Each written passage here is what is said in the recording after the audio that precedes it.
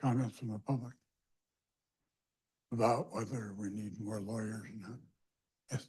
Looks Right. like we may be online now. Yeah, we are on Zoom and YouTube. Pardon me? We are on Zoom and YouTube, but I don't see any hands I have raised. one in the audience.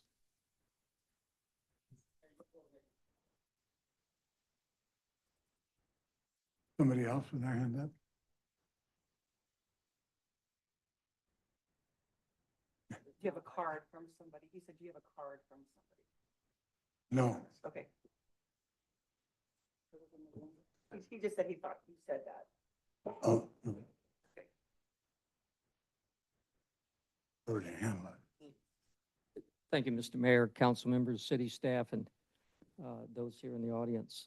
I too looked at this for quite some time, and this is basically what I came up with, is I too agree that the city attorney's position is overweighted.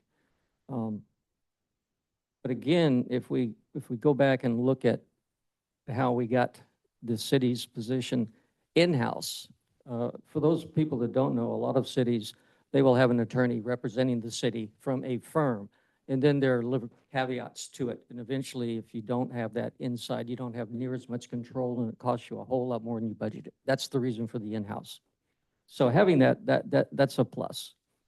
But the way I look at this, and I'm looking at the numbers, more so I think we've overlooked the fact that the city attorney's position has indeed got an overload. But we need to keep in mind that the city attorney's position also takes care of the code enforcement division. So for me, two things. One, take away that load and either hire a individual to go in and do and work with the code enforcement officers, which is a whole lot less. But most importantly, if you do that, now we have a full-time city attorney doing full-time city work. And right now, and for a number of years, we haven't had that. So to make the jump from that position is overloaded to now we need someone to help in the attorney's field, we're not talking about a position that has been a full-time city worker. It has been also with the code enforcement. Why not take the code enforcement? And the city attorney has been dealing with this for years, not a couple, a lot of years. And why not go ahead and turn that over to the assistant city manager? That's a possibility that we could do. And again, there's a couple of things I looked at on this when I looked at the $128,690. General funds, $64,000 plus dollars. Internal funds, $19,000. Airport fund, $64,000. And then I got to the three funds, which is Water Operations Fund, Wastewater Enterprise Fund, Solid Waste Enterprise Fund. That's $38,000. And unless my memory has totally got me all messed up here, I think the city has indeed already had the city residents and businesses. I'd like to have this explained a little bit about you do indeed have all of these have increased. And how does that money flow and how doesn't it? So I'm not sold on the idea that we need another assistant attorney. What we need is to make it full-time. Thank you. So if you might let me, as sort of the more organizational budget person, so I work with Christine, I don't know, 70% of the day, all day long. While yes, she does supervise code enforcement, her team is pretty self-sufficient. Her job as a supervisor, beyond just normal management duties day to day, is that a lot of what those folks deal with becomes pseudo-legal or actually legal. So motions need to be filed in court, receivership, et cetera, et cetera. And so those folks can really only go so far. So to Mr. Chapman's point, we could reassign that department to another division. But doing that is similar to sort of just poking, you know, when you have a leaky ship, putting a finger in one hole and then a couple others spout out, because each and every other department has a full plate of responsibilities as well. So you lose efficiency regardless. The move towards bringing another attorney on board is not Representative Christine not being able to give attention to everything she needs to give. It's that there are certain things that we need to outsource as a function of just straight up capacity, legal matters. And when you're paying outside counsel $300, $400, $500, sometimes $600 an hour, it racks up very quickly. And so we expect actually that within, I would say within one fiscal year, we will actually experience a significant reduction in some of our legal expenses because, when you're paying somebody 3 or 4x for ostensibly the same legal work that you could get under the supervision of somebody that Christine is supervising, it just makes, plain business sense. The idea from an organizational perspective isn't wrong. It's just that the problem isn't that Christine has an additional department to oversee. The problem is that the weight of the legal work that she's doing is just simply too much for one attorney to handle efficiently. Could you address really quickly the question about spreading the cost over multiple funds Yep. and how that affects rate increases? Because that's not really relevant, right? First of all, most of the city attorney is paid out of what we call Fund 600, which is a conglomeration of all of our funds, with the understanding that everything that we do here at the city, whether it be Vin's department or Christian's or Lieutenant Williamson's department, everybody needs some legal assistance on some level anytime. Every single contract that passes through these doors or leaves, Christine has eyes on it. Every single subpoena, every summons, every code enforcement issue, every complex financial issue, all pass through her desk sooner or later. And so the way we budget for that is we try to proportionally assign their salary to where they're working. So water, for example, only is going to have to pay for the services that it proportionally receives. And it would be the same if we didn't have an in-house city attorney. We would bill that to water. Because what utility ratepayers do not want is the city attorney working on a $500,000 injury lawsuit that we're in the middle of and billing that to water. That would be inappropriate and illegal, actually. So from a budgeting perspective, it's exactly in line with what we would normally do for somebody that works in every single aspect of what we do here. And the general fund impact is negligible. In fact, like I said, we can report back on this during budget if you'd like. I suspect that we'll be able to represent savings. It would actually be useful to see how that calcs out Mhm. after the first year. Yep. I think the additional point on that too is I think that there are going to be higher levels of service that I've simply, because I am the one and only attorney, that there are things that I have on my to-do list for this council that I just simply have not been able to get to. For example, providing a higher level of service to our very busy committees and that type of order of business that will be able to function more efficiently and better with an additional person. Especially since August 14th. I think what I just heard is somebody's going to pass off the planning commission to the new attorney.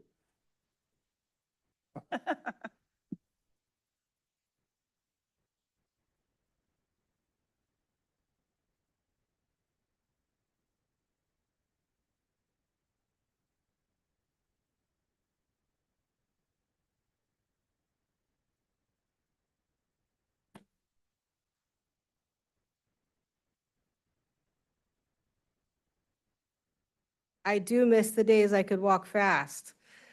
Good point made by this member of the community. And I'll also say I really appreciate the peanut gallery that's behind me explaining what's happening to a person. So it's been nice sitting in the session. Specifically regarding to this, I heard 128,000 was the salary band of some sort, right? And of an annual salary, I'm assuming, and I understand the different funds it comes from and also the explanation you gave, Sean. But that, as we throw around salaries, I know a gentleman was here previously talking about 171,000 that a CEO and president receives as over the gathering in. And so just kind of putting some of these annual salaries into understanding that our deputy city attorney would be possibly making up to 128,000 a year. Did I hear that correct in the salary band? Thank you. No, yeah, what's in the report is what we anticipate the budgetary impact to the fund to be for the remainder of the fiscal year. Their actual salary will be dependent on experience and qualifications, like for all kind of at-will contract staff. So I would hazard to guess it will be more than 120,000. I don't think that you probably could hire an attorney with a Juris Doctorate degree and a bar license in California for $120,000 in municipal law. Probably nearly impossible. It's just a reality. Right. Well, and, yeah, no. No other comments online.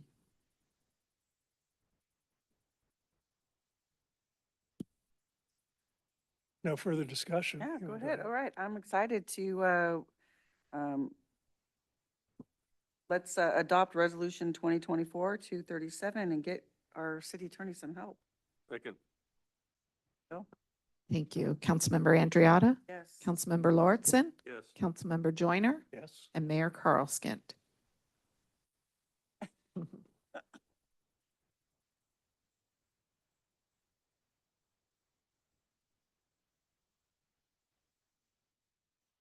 Next item on the agenda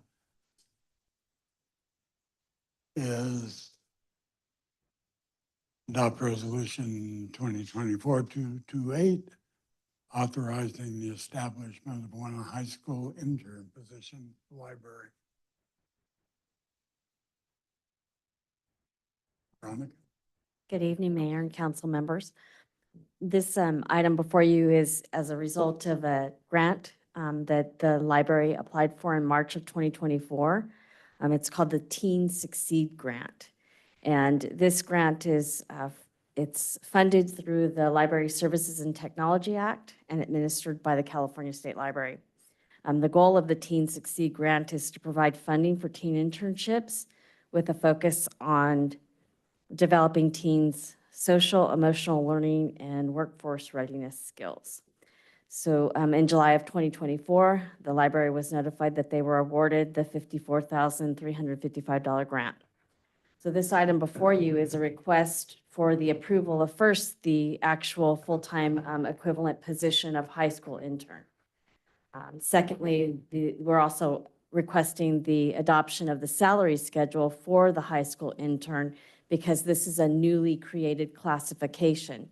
The city previously only had a college intern classification, so we now had to create the high school intern classification, which requires us to adopt the salary schedule for it as well.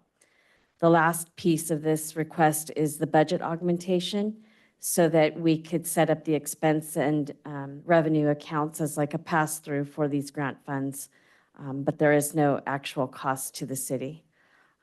And that concludes my presentation. If you have any questions, I'll be happy to answer them.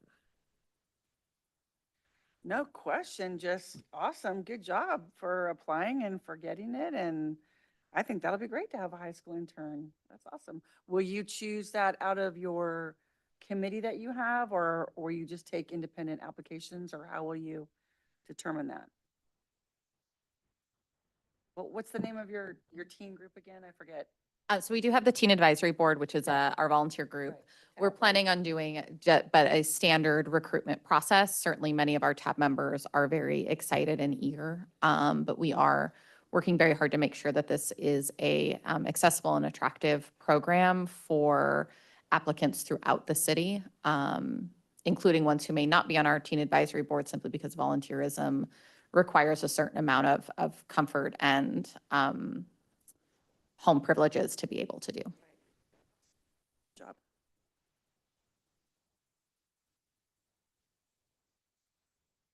Probably an obvious question. You're going to limit this to our two high schools. You're not going to allow somebody from Whitney to Good apply. question.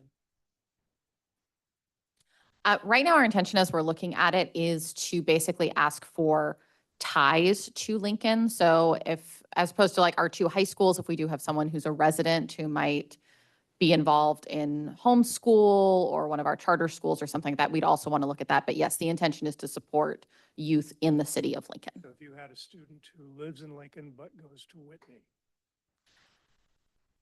they exist. They exist, absolutely, absolutely. And we would certainly we would be interested in looking at their application and possibly doing an interview to see how that shakes out and best fit. Good question. Well, the other observation is, I wish something like that had been around when I was in high school, paying that kind of money. Would have loved it.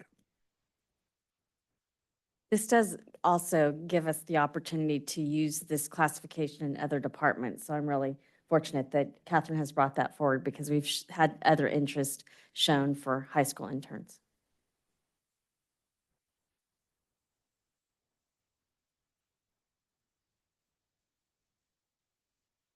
Dan, the grant is a library-specific grant, but the ability somehow to get interns, high school and junior college interns into the different departments can do nothing but good for the city ultimately and good for the community.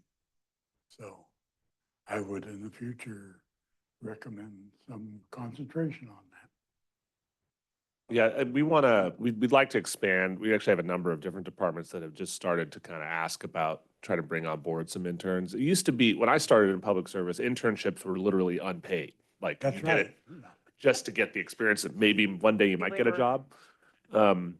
These days, we're not seeing that really so much anymore. At least a minimum wage of some kind is sort of seems to be the standard. But we'd like to see that in more departments because, interestingly, and we'll bring some data on this at some point, but especially for entry-level positions, we're hiring a lot of folks that went to school and grew up here in Lincoln. And we'd like to continue that if possible because the pipeline of talent for local government is shrinking rapidly. So we kind of have to develop it ourselves. It is interesting because I was in a meeting this morning and met one of the members of the board of trustees for CR College, talked about some of the programs they have. And he mentioned this year that they have a large number, if not the majority of their classes are 8 weeks long. And not 16. The classes are condensed, 8 weeks long, because the attention span of the current generation can't handle anything longer than, and it sounds the same way, and they want to get paid to be an intern. So I don't know what we're going towards. But that kind of astounded me. It's carrying the 3 second, never have any clip longer than 3 second thing. Anyway, any other questions? Any questions from the audience? I think it's a great program. So thank you very much. I'll accept the motion. Adopt resolution. There we go. Move that we adopt resolution 2024-238. I'll second. A motion and a second. Thank you, Councilmember Joyner, Yes. Councilmember Andriotta, Yes. Councilmember Lauritsen, and Mayor Carlskent. Yes. Next item on the agenda is resolution 2024-239, approving of a memorial at the airport. City Manager John. Thank you very much. So as you may, so I know council is aware, but as everybody else may or may not be aware, on June 8th of 2022, Captain John J. Sachs, beloved Placer County resident, was among 5 Marines who lost their lives during a routine Osprey training flight near Glamis, California, in Southern California. Serving as the pilot with Marine, make sure I get this right, Medium Trilator Squadron 364, known as the Purple Foxes. Captain Sachs was stationed at Camp Pendleton as part of the Marine Aircraft Group 39, 3rd Marine Aircraft Wing. Over his more than 5 years of service in the Marine Corps, he earned commendations such as the National Defense Service Medal and the Global War on Terrorism Service Medal. Alongside Captain Sachs, 4 other Marines, Captain Nicholas P. Losapio, Corporal Nathan E. Carlson, Corporal Seth D. Rasmussen, and Lance Corporal Evan A. Strickland all perished in the crash. Their loss was felt deeply by their families, the squadron, and the broader Marine Corps community. The connection to Lincoln is that Captain Sachs was extremely involved at the Lincoln Airport. He taught people to fly at Lincoln Airport. He was a fixture at the Lincoln Airport. In fact, some of our staff here learned to fly with Captain Sachs when he was around. And he was generally well known and well regarded within the aviation community here in Lincoln.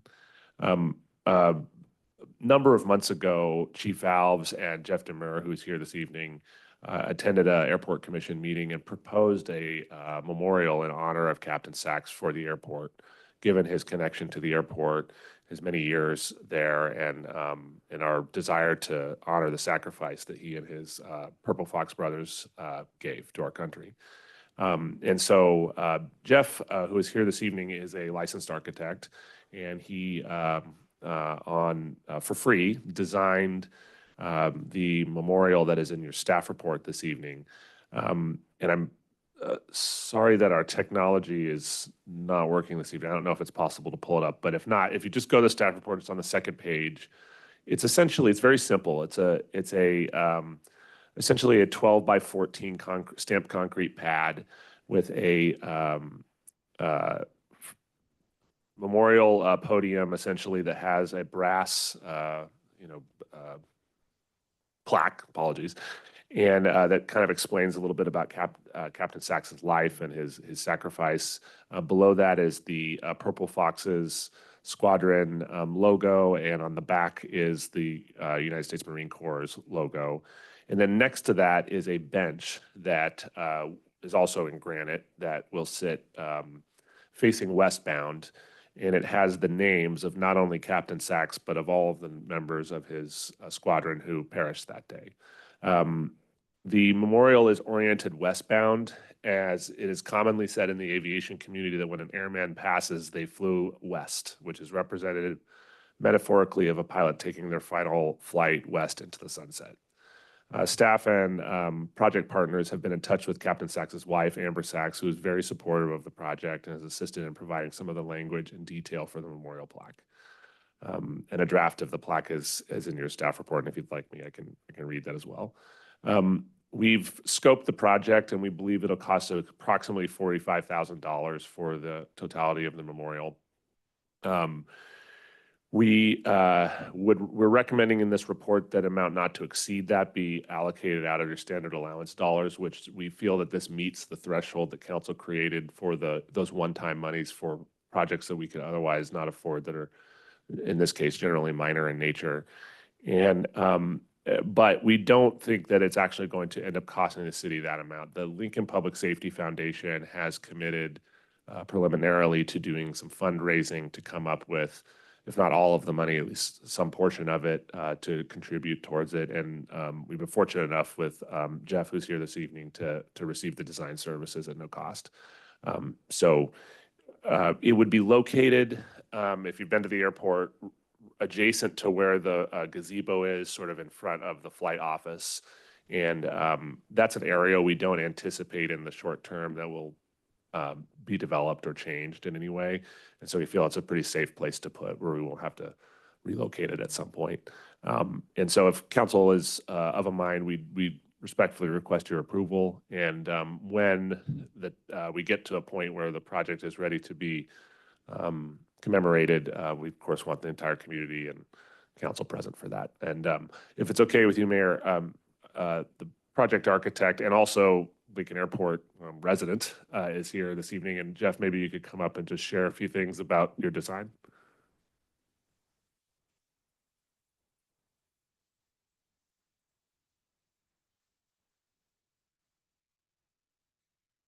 Can you take the mic out? Good evening, Mayor, Council, and City staff. I first met John Sachs out at Lincoln Airport next to my hangar several years ago. His smile and his enthusiasm for doing something that he loves absolutely lights up every place that he was in. Fast forward a few years, and he's a successful Marine Corps pilot. And I got a call from Amber Sachs, and she said, I want to have a memorial for my husband. And I heard that you have a hangar. Can we do it there? And I said, absolutely. The city came through in such a huge way on that day. Public Works, police, fire. The representation from the city was phenomenal. It made me so proud to be part of this community. And as a result, I got to know Captain Alves a little bit. And then I got asked to join the Lincoln Public Safety Foundation. So firmly embedded in some of the things that are important to me and into the city of Lincoln. In the process of getting to know the chief, Captain Chief Alves, he and I were discussing what could be done to memorialize Captain Sachs. And we invited Amber out to the airport, and we proposed her the idea of doing a memorial for her husband. And she thought it was a great idea. She tearfully walked around some of the grounds on the airport with us one afternoon.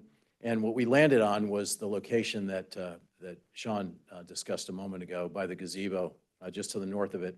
And the reason we selected that is because it's representative of where Carl Harder's memorial is. The gazebo is a place where aviators hang out regularly. And it was our intention to have a relationship from the gazebo to the north so that when you're in the gazebo, you can see the memorial, you can experience it visually. So to create an axial relationship and to have that monument as the terminus of that axial relationship as we look to the north. The bench, which sits and faces west with the crew members and pilot's name inscribed on that, is a nod to the tradition in aviation to have the airmen relating to their flying west, gone west. So that was the basic layout. We've worked with the monument company. We've worked with the concrete subcontractor, and we have gone back and forth many, many times to get the language correct so that Captain Sachs' memory would be properly related to. And so that's how this whole thing came together. Thank you for considering this. The Lincoln Public Safety Foundation in their meeting last week said they'd be glad to participate in helping to raise funds for this. I think it's a tremendously important initiative to the city. I'm glad to be here, and I'm glad to answer any questions you might have. And Mayor, I'll just wrap up by saying that the two last things. The airport committee, I believe unanimously, from what I recall, endorsed and asked this item to be elevated up to the city council. And lastly, what I would just say is, city council receives requests all the time for ceremonial namings of things and memorials of things. And it's fortunately, and hopefully it stays this way, the necessity to name something after someone who gave the ultimate sacrifice doesn't come along very often here in Lincoln. And so we thought it was this important to bring it forward. Thank you. Thank you Yes, thank for you so your much. support of the community. Any discussion? I'll accept, Go first. I'll accept the motion. Well, this seems, and we've mentioned it as though this is a small thing. And it is in comparison to the sacrifice that Captain Sachs and his team made for our country. But for those of us who were there for the memorial that day, I'm still choked up just thinking about it. The incredible honor just to be able to reflect on their lives and their sacrifice, and to be able to be a part of a community pulling together to remember those folks is something I'll remember the rest of my life. But a monument like this reminds us all of those sacrifices. And so I'm deeply honored to even be able to vote on this and to make sure that it happens, so. Well, I'm glad we're doing it now, so you can vote on this. And I think that, you know, running a city, you know, many times we just have our head down in the daily routine of things and the grind. But these are the things that we're supposed to be doing, right? These are the things where we lift our head up and we say, we need to do it because this is right, because it's important. And coming from, you know, a family where my dad served in Vietnam, my son was in the Navy, my grandfather was in World War II, like, you know, and just being a patriotic American, right? It's an, like you said, it's an honor and it's important to pay respect. And I'm grateful that you're willing to have your space. So thank you for that. And just thank you for Sean and staff for putting this together and doing these things so quickly because it's important. And these are the things that we're supposed to do. And it's an honor. So thank you.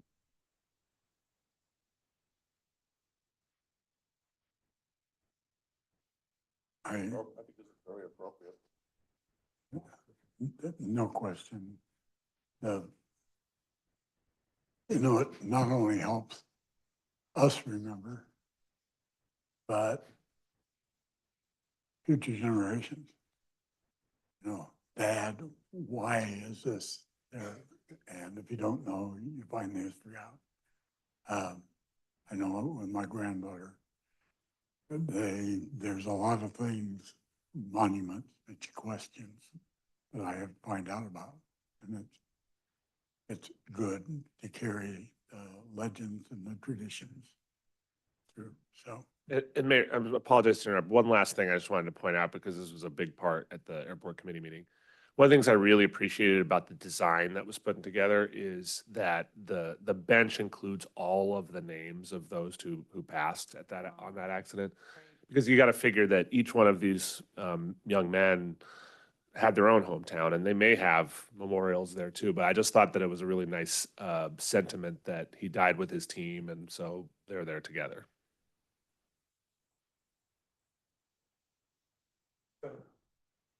Keeps turning off on me, I apologize.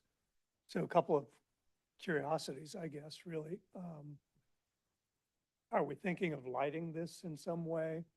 Is there going to be perhaps a flagpole nearby?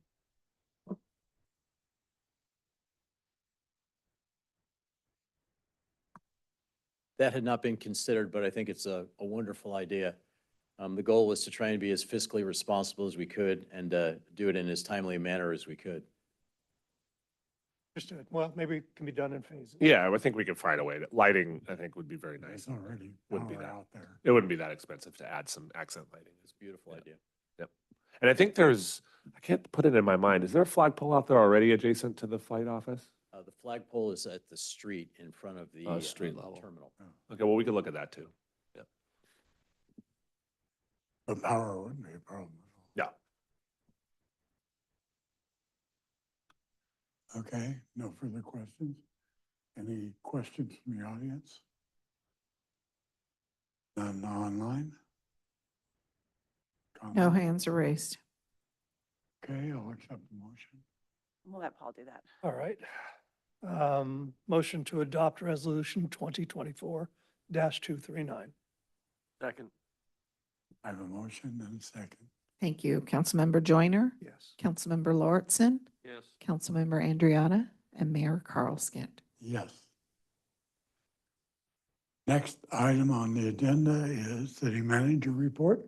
Thank you, Mayor. A couple quick reports. The most important report is to plug that this Thursday at 10 o'clock at the Pavilion is the State of the City address that the mayor will be, and I'll be helping with. And that's, again, at 10 o'clock at the Pavilion. There's a free lunch for anybody that'd like to attend afterwards. And so it'll be from about 10, we'll probably wrap up around 11-ish, and then there'll be food. And then people can get on with their day if you'd like to attend. We are going to record it and we'll upload it to YouTube later for those folks that can't make it. We understand that it's during the workday, so it's tough for some folks to make it. I see that you made You that. know, it's interesting that until the team of Sully and Carl's can show up, they didn't have to give a free lunch to get people. Yeah, I don't, yeah, I mean, I can't say that we're going to be the hottest selling ticket, but it will be interesting. And this is the first one we've done for many years, Since before the pandemic. since for before sure. COVID. So Yeah. we feel pretty good that it's going to be a pretty good briefing for the community, and we're going to try to build on this and really make it a worthwhile event for the community every year. Invite other electeds in the region. like- We've sent it out Awesome. to as wide as we can. It's been it's in our newsletter. We, to be frank, we'd be happy if we got 100 people there Oh, on a you would. Thursday at 10. You would. So we'll oversee it, but We used to fill the room up at Lincoln Hills, oh, fantastic. Okay, well, 400 people. it's, Of course, there was a breakfast involved, so.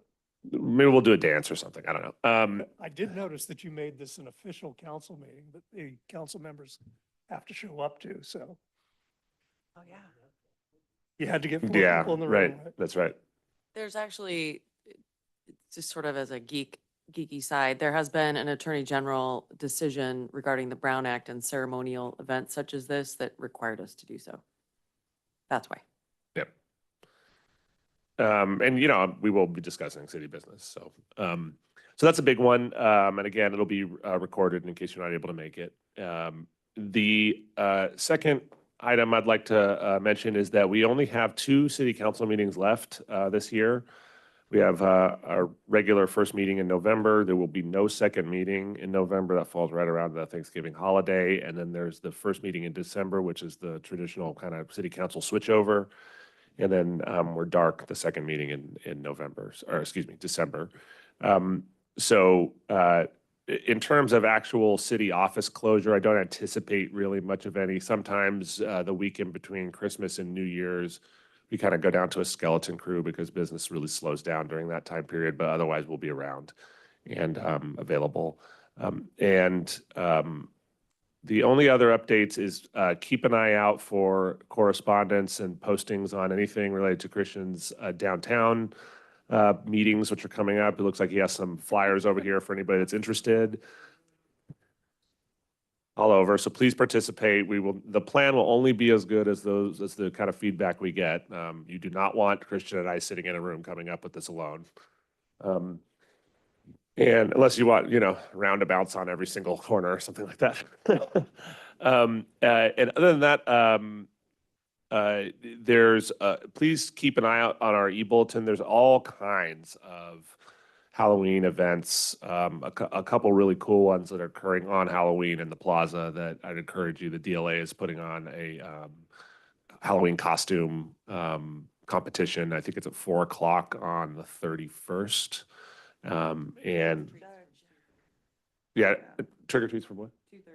2:30 to 5. And then there's a bunch of trunk or treats in and around town all over the place. So keep an eye out for that. If you have any questions, call our recreation department or my office and we'll put you in the right direction. Thank you.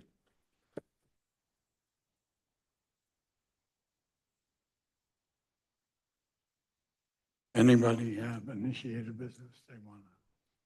No business, but I just had a question. Will we see on the next meeting agenda the stop sign or, excuse me, speed limit issue with the golf cart thing? Is that coming up pretty soon? On? Yeah, so ordinance and is there an update on the speed survey? I believe it's in progress. If it's ready, we'll agendize it. Roland's been working on that. If not, it may have to wait until, Okay, after the I holidays. thought that it was going to be on this one. I don't know why I misunderstood that, but I just want to, I know you're working on it. I appreciate that. We I'd have like to get that wrapped up. we have the background work completed. Like we know what we need to do. We just need the data back from the speed survey in order to lower that. And then effectively it nixes the problem. I think you and I were both on an email Yes. chain that was to Sean with respect to this and where are we moving forward. Okay, I'll circle back on that one. And the first step is our golf cart ordinance, which the first read will be at that meeting in November. No, okay, great. Thank you. I don't know, business. Listwell was canceled for October, so, so we'll have one next month. But we, went to the League of Cities, conference last week in Long Beach. And, the resolution that was brought forth, I was on the resolution committee, so that was really interesting. Several cities brought forth a resolution to send to the state that says whatever rules they pass for us, they have to abide by themselves. Like Brown Act things and sort of like, we're not allowed to talk about things in private and make backroom deals, so they shouldn't be able to do that either, but they do it all the time. And so in the resolution committee, there were only a few who wanted to send it back to another policy committee and reword it or whatever. It was too confrontational, but the majority, myself included, voted no. We like the wording the way it is, and it sends a message. It's not too confrontational. So it passed in the resolution committee, went to the floor. There was a motion to have it pulled for, it was on consent, and there was a motion to have it pulled for discussion. That motion failed and it passed. So it'll be pushed to the state now, whether they'll ignore it or whatever, but I'll ignore it, but it they'll- should have been a slam dunk. yeah, it was pretty unanimous. I mean, it wasn't unanimous, but it passed easily, I'll say that. And so the question is, will the league will push it a little bit, but, they'll ignore it. But at least we're sending the message now that like they can't, hold us to a higher standard than what they're going to hold themselves. So I actually thought it was great. I really appreciated these cities bringing it forward. And so, yeah, so we'll see what happens with that. In the federal government. Yeah, So why not a city? yeah. Okay, any other? No, I have not. I've got a couple and I might need some help from Aaron on this. We had an Economic Development Committee meeting. We did not have a quorum of members. Frankly, other than reviewing where each of the subcommittees were, I think the only substantial update we got was on the parking signs and when they're going to be redesigned and put out, correct? Yes, that's correct. And I'm currently working with the Public Works Department and our streets team. We have a sample up for me to review right now to see if the modifications are sufficient. If so, we'll move forward with the rest of the order. Thank you, Aaron. And then the only other meeting that I had was the SACOG Board of Directors meeting. Primary topic was just moving along the blueprint that we continue to work on and refine as it moves towards a final approval. There was a presentation that I wasn't going to share until we had an earlier discussion in surrounding some of the downtown potential changes coming forward. And the presentation was based on really a book called Dangerous by Design that is all about how our roadways are designed for, particularly in more urban areas, designed for vehicle traffic and not pedestrian and not bicycle traffic, and how at intersections such as those we have on Lincoln Boulevard, those crosswalks, as we've designed them, can be very, very dangerous to pedestrians trying to make their way across the street from parking lots, from restaurants, that type of thing, and how those, with some minimal expense, those interchanges can be restructured, redesigned to make them safer. So that's popped out for me a little bit. I'll go ahead and pull down a copy of that presentation, distribute it to everybody, but that might be something as we move forward with the downtown that we want to try to incorporate to the best we can. And I've got PCTPA tomorrow. I have PCTA first thing in the morning.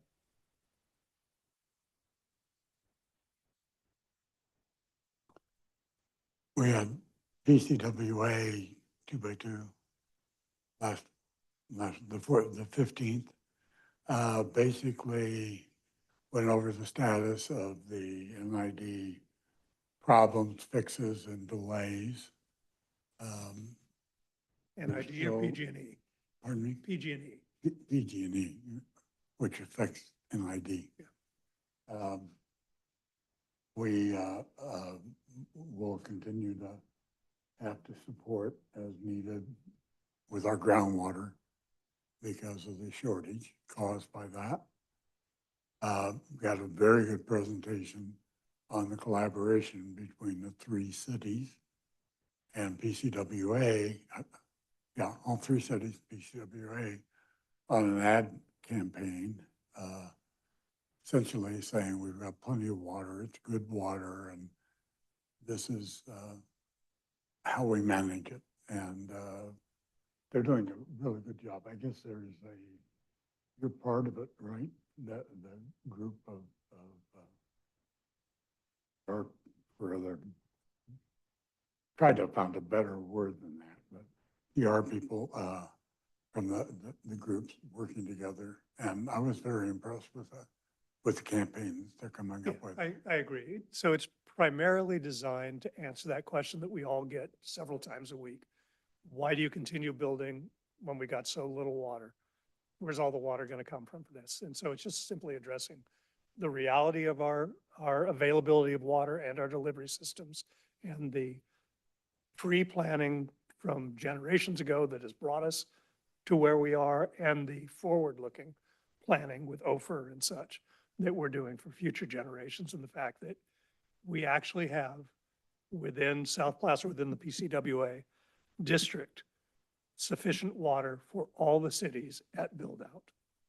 So that message is just being driven home to the public, primarily as an informational item, but also for those who are using that as a bit of a hammer in opposition to some of the growth, to at least inform them of the reality of that.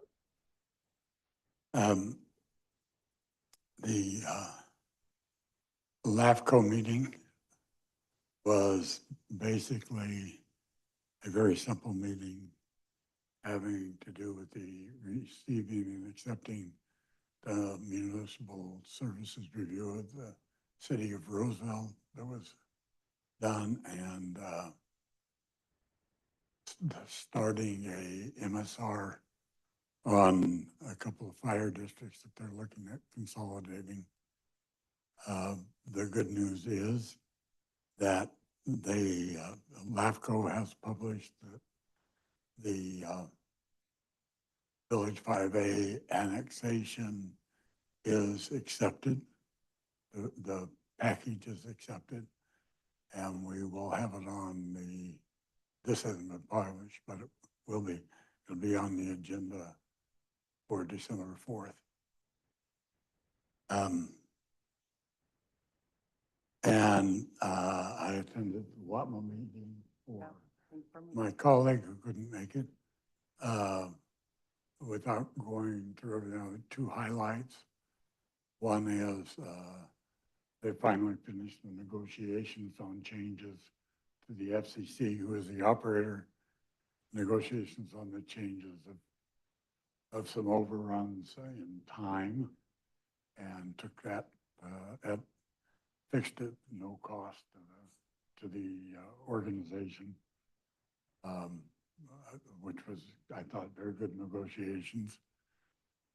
The other item on the agenda is something that started quite a while ago when I was on board, maybe even, I don't think they were talking about when Paul was on, but that's reorganization of the board of directors for PCWA. I'm sorry for WAPMA. And we got the final report, which was, these are the options. And the options are do it by number of users, by amount of landfill, amount of tonnage that comes in, do it proportionally. So the city has has two. So members, Roseville would have two. Right. And As long as they keep using landfill, though. right, the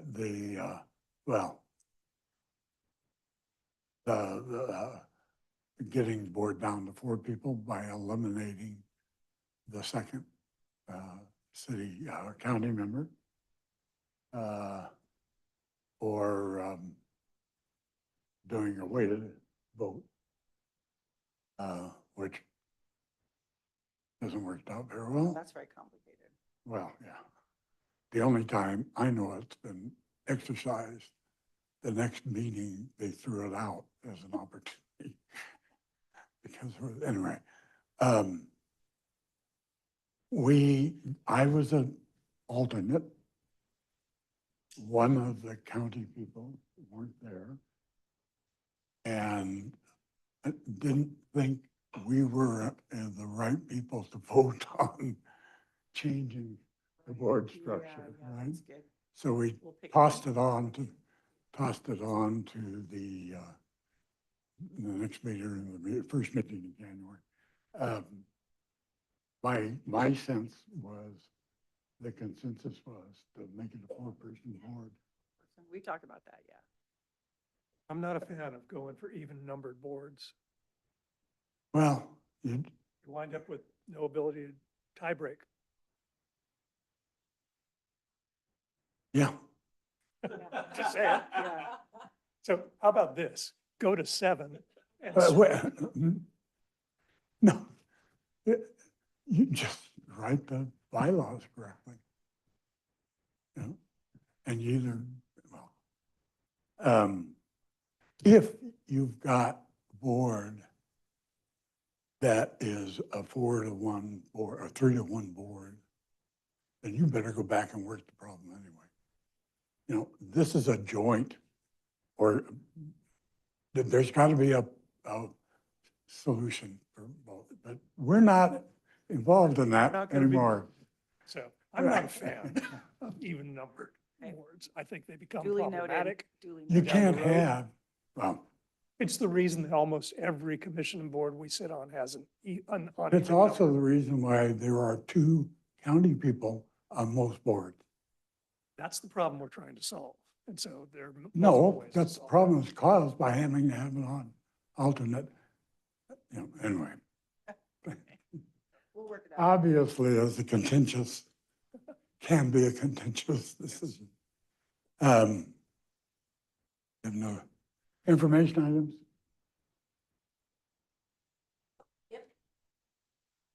All right, under information items, Mayor, I just wanted the public to know that there is a letter that is going out in the next day or so regarding the Gathering Inn. It is a statement that was crafted by the mayor, both in response and rebuttal to some of the press releases you've seen from the Gathering Inn, and articulating the city's position and why we're pursuing the litigation that we are. So you should be seeing that in your mailboxes, and we'll also be posting it on our website. I had a question about that. Will it go to every Lincoln address, even if it's in the unincorporated, or is it just in the incorporated? No, our mailing system, I think we're using it based on our utility system. Yes. Okay, So that's what I thought, yeah. I believe it'll be every registered property where we have an address associated with a utility account. Utility, okay. So people in the country won't necessarily get. Well, I guess we do have some people that are on our utilities. On our so utilities, They'll yeah. get it too. Okay. Yeah. Okay, thank you. Okay. I'll adjourn the meeting. Thank you all. Thank you, everybody.